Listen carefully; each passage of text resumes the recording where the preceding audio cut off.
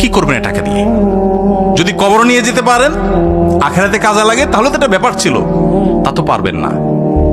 আপনি বলবেন না পারলে কি হয়েছে, ছেলে মেয়ে খাবে, ছেলে মেয়ে ভোগ করবে নিশ্চিত। বহু মানুষ সম্পদ রেখে চলে গেছে, তার ছেলে মেয়েরা ভোগ করতে পারে নাই, হাতে বুতে অন্য মানুষ খেয়ে ফেলছে, আছে না নাই? সবচেয়ে বড় হতভাগাকে জানেন?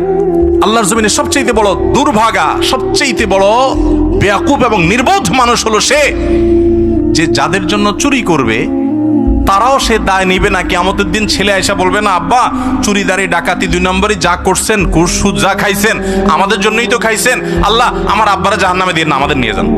বলবে না ভাই, কোরআন বলেছে ইয়াউমা ইয়াফিরুল মারউ মিন আখিহি ওয়া উম্মিহি ওয়া আবিহি ওয়া সাহিবাতিহি ওয়া বানি।